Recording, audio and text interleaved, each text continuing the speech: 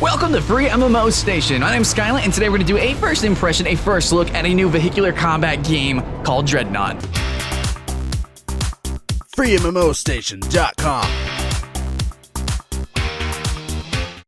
Alright guys, jumping into the game, let's talk about the namesake. So a Dreadnought. The Dreadnought was the most predominant type of battleship in the 20th century. Now essentially take battleships and put it in space, okay? Now, we have the game Dreadnought, and I definitely agree with the name being Dreadnought and the poster boy being the biggest classification of ship on this game. So not every ship is a Dreadnought in this game, right? There's different classifications. You have Destroyer, Corvette, Artillery Cruiser, Tactical Cruiser, and of course the Dreadnought.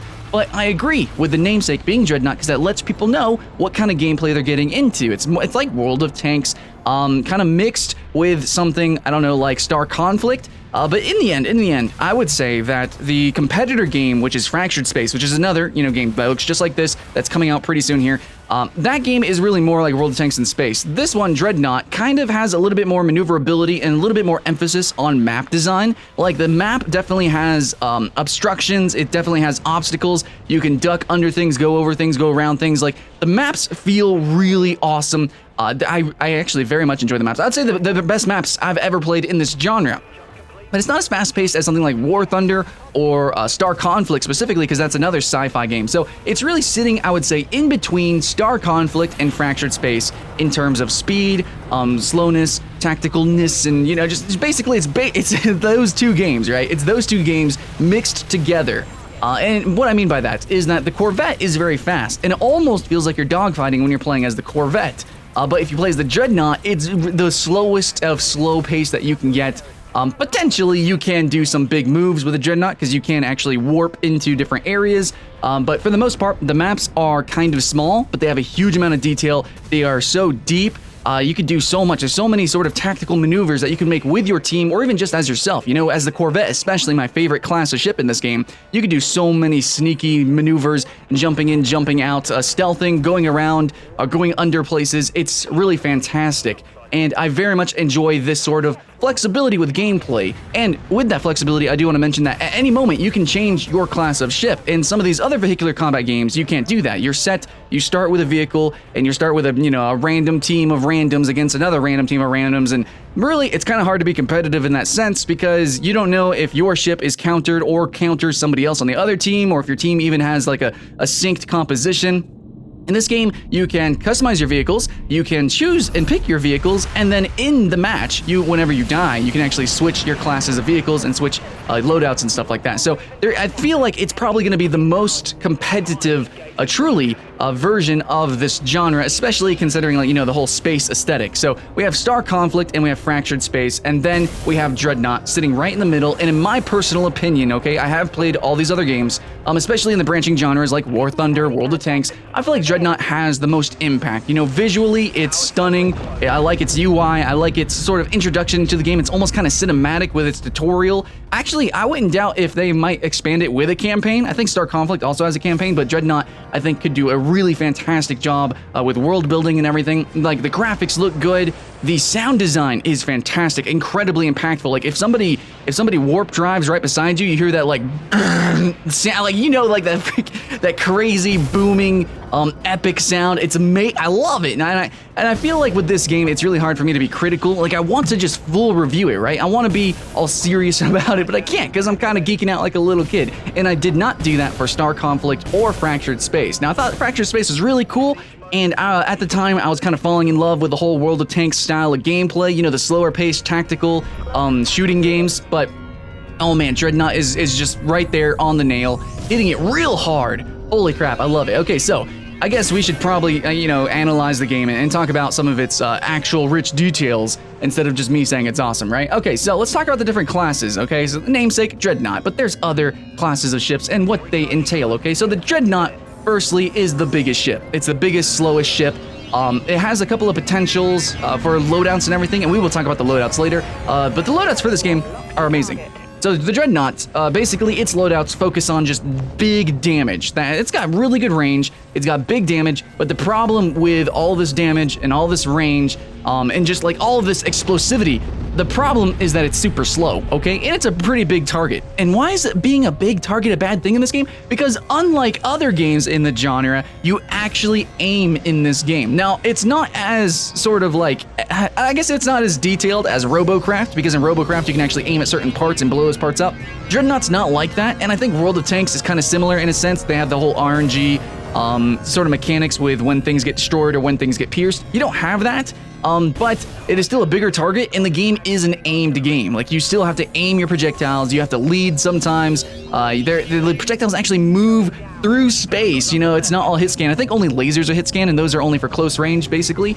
So yeah, being a big target, it's pretty easy to get hit, and to counter it, you are essentially going to be artillery down, or you're going to be probably, I guess, like, I don't know what to call it, like assassinated kind of with it by a Corvette, potentially, but overall it's really hard to just assassinate the Dreadnought, and it's really hard to beat it down and artillery it down because of the support vehicles that are around it, and because it's kind of tanky in itself. So let's talk about the artillery cruiser. This is going to be the sniper. It basically looks like a big sniper rifle. So the artillery cruiser is really, really vulnerable, okay? It's even more vulnerable than the Dreadnought because it's really long, it's really slow, okay? And it doesn't have the firepower to just burst somebody down if they come too close. You see what I'm saying? So even though it's got a really strong cannon, okay, so you do have to aim and snipe people, and it actually is very much a challenge, especially if you're trying to snipe Corvettes, which are going to be your counter.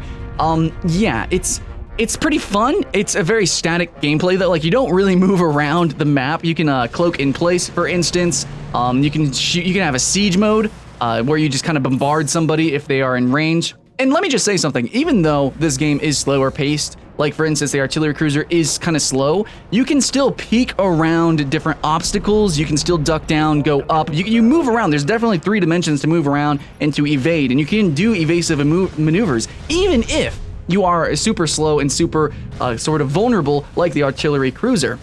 What you're going to need to do, you're going to need to peek around areas in order to actually get snipes off on the Dreadnought. Now, what's stopping you from just straight up sniping the Dreadnought, even if you have vision, is going to be the tactical cruiser. Tactical cruisers are basically going to be the glue of the team. Tactical cruisers are the healers. That's what they do. They have a beam that they just kind of like shoot out at people's, and it heals them magically. I'm sure there's some sort of like lore canon to explain that. But yeah, tactical cruisers are basically the medic from TF2 set in Dreadnought, and that's what they do. They heal up the Dreadnought.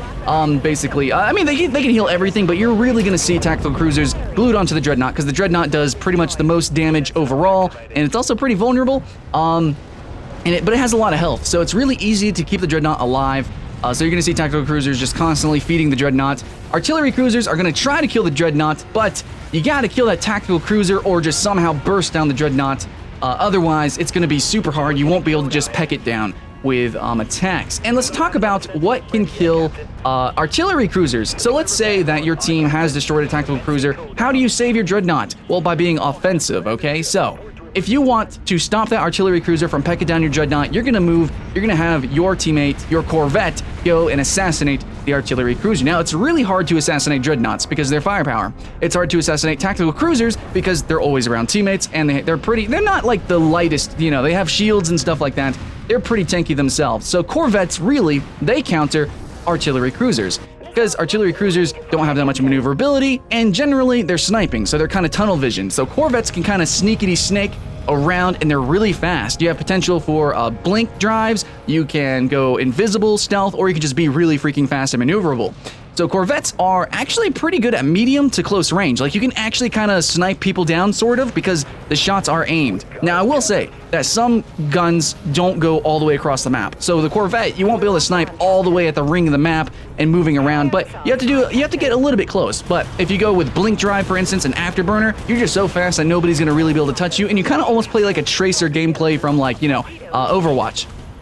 Or you can go stealth and go kind of roguish and then sit right, like literally there have been times where I'm literally on top of an artillery cruiser. I shoot my torpedoes, I use my Gatling guns, and I set my energy to go to damage, and then I just go crazy. I go crazy. Oh yeah, and the energy system, we do gotta talk about that.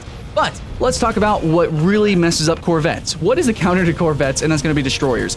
Destroyers Generally, this is my experience personally. As a Corvette, I attempt to sort of break through the front lines. You know, I either blink in, or I try to snake around, and either way, I'm just trying to move somewhere. And destroyers, being the vanguards, and just being such damaging vehicles, they're gonna spot you pretty much, and they're gonna just do so much damage. So it's crazy, man. It's ridiculous. So Corvettes, being already light, you're trying to move through the map, and then the destroyer is gonna check you out. He's gonna see you. He's like, what are you doing? Get out of here. You're exploded. That's it. GG. So you gotta be really sneaky. You gotta watch out for the destroyers. You gotta see where the destroyer is on the map, and kind of, you know, definitely not go in his general direction. Yeah, pretty much. So you don't just try to tunnel vision and focus on who you're gonna kill. You gotta worry about who can kill you. And you kind of have this sort of like rock, paper, scissors gameplay with a couple of these vehicles. Like I said, Corvette beats artillery cruiser. Artillery cruiser can peck down dreadnoughts and destroyers. Tactical cruisers want to work with dreadnoughts, and dreadnoughts just can potentially wreck everything if they're in range and if they aren't getting damaged themselves. So I do like this mix of vehicles, especially depending on different loadouts. You can focus on doing different things. Like for instance, the Corvette is really good at killing artillery cruisers defaultly, but maybe you want to change around your loadout so that you can kind of be a little bit faster, so that you can have a longer range and just kind of poke down people, right? So then that way you can poke down the tactical cruiser, get his energy low, make him vulnerable so you can kill him, and then your team can move in and kill the Dreadnought. There's a couple of different loadouts, and I really do enjoy the loadout system for this game. It is, I think, superior to most other vehicular combat games. It's not just stat upgrades, and you do have some like upgrades that upgrade like your little stats, kind of, you know, like you do 10% more damage or something like that. But that's just like 1/4 of the customization, not counting, you know, the actual like cosmetic customization, which there's actually a decent amount in this game already, even though like none of it is really in the game yet and I can't really purchase it. You have different skins, different colors, you have actual different modules you can add to your vehicle to make it look just straight up cooler. I really enjoy it, but the customization when it comes to the mechanical game is pretty intense. Like I said with the Corvette, you can change from blink or you can have stealth, and then there's different kinds of stealth, there's different kinds of maneuvers you can have. There's different ways to take care of like incoming missiles. For instance, I know with the Corvette, you can have a pulse, which destroys all missiles in a range, which I think is really fun. So a lot of the times you'll see like these dreadnoughts or destroyers, they'll just do all these missiles coming your way just because they're annoyed at you pecking at them. And what you can do is you can actually blink into the missiles and then pulse and destroy all the missiles. Or maybe even potentially you can do this defensively to save some of your teammates. I don't know, that sounds pretty interesting. Or you can have a laser guy, like you can have lasers that shoot down missiles as they come, though I think that's a little bit riskier to me. I think Corvette, it's a lot funner to have the pulse.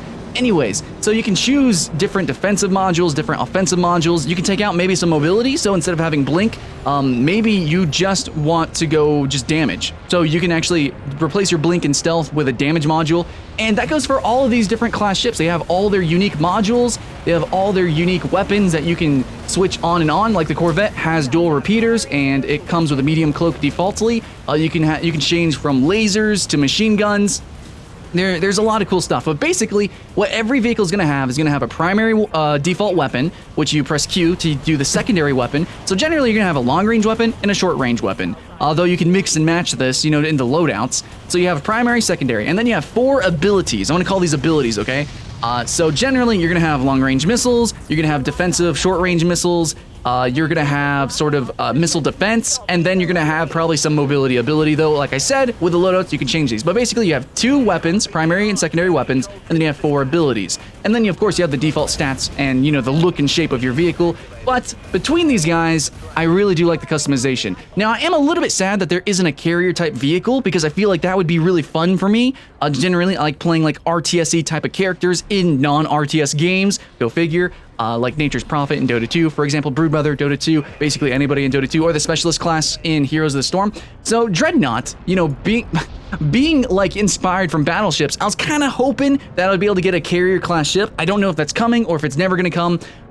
In my opinion, I think it would be cool, but if you look at the maps and if you actually look at the gameplay, there's a lot of like smaller ships running around, and it's just kind of cinematic. It doesn't actually impact gameplay at all.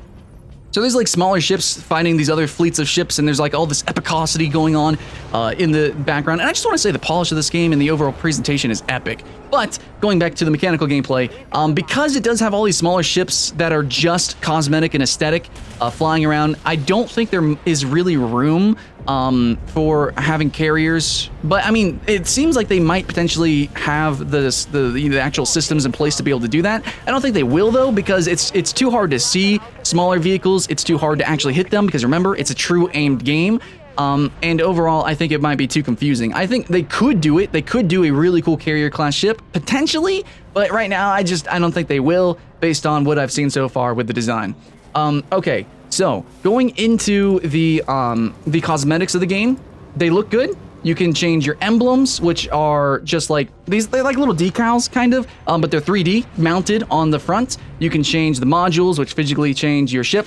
Now, you do have a couple of different corvettes, a couple of different destroyers. You have a couple of different types of vehicles within the different classes. And overall, they look really good. You know, really good cosmetics, really good changes. However, I think that it's really tasteful design. I want to say that. I'm going to bring up the sort of like comparison to Hawken, where Hawken had a really unique design, but it was kind of ugly, let's admit it. It had okay customization, but it was ugly. Now, compared to Star Conflict and Fractured Space, I think Dreadnought has the aesthetic that matches me personally. I really like it. It's everything is kind of really bold and bright. Maybe to the extent of saying cartoony. Honestly, it kind of looks like Titanfall aesthetically. Wise, you know what I'm saying?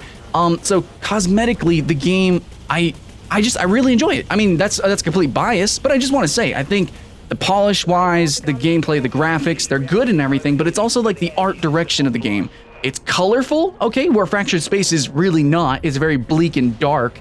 Or like everything in Dreadnought is kind of brighter, more colorful. It's just more impactful. And then add in all the graphics and all the cool customizations and then the explosions and the sound design. Just add in everything, and Dreadnought seems to have it going for it.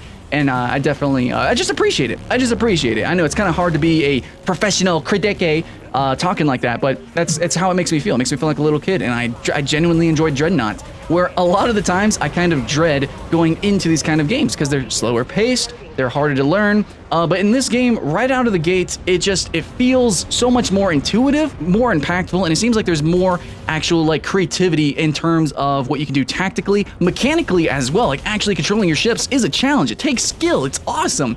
But like what you can do with team compositions, what you can do with your loadouts, there's just so much more already. The game's not even close to being out, I think, really. And it's not even close to being at the level of World of Tanks. You know how many tanks are in World of Tanks, but how many tanks in World of Tanks are just statistical different, you know? Like, they look a little bit different, they play slightly different, they don't have entirely unique sets between their classes generally. So, this game, even between the Corvettes, you can play totally different in individual classes. And also, you can look totally different cosmetically. So, I like that.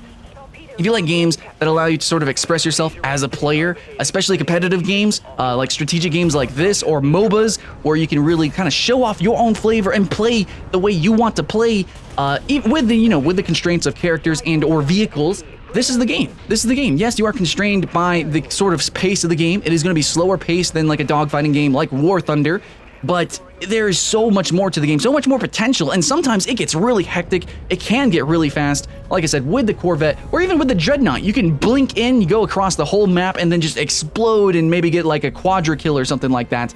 You can make plays in this game, or in other games, it is just too slow, or in other games, it is just too fast. I think this is going to fit the most amount of people, cosmetically, aesthetically. It's going to match the most amount of people. It's going to bring in the most amount of people, and I'm not saying the game is casualized at all. Like, it seems like a really hardcore game. It's still in the niche of, you know, like World of Tanks, like strategic or tactical shooters, but it just has, like, elements from a lot of different genres, and it brings to life the genre of tactical shooters. Like, true aim, it's got a lot of customization, it feels really impactful.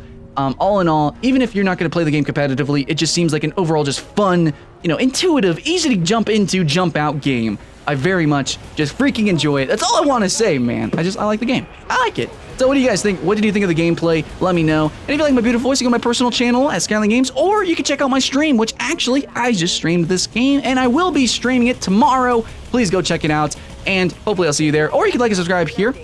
Always here having fun, and hopefully, guys, I'll see you in the next one.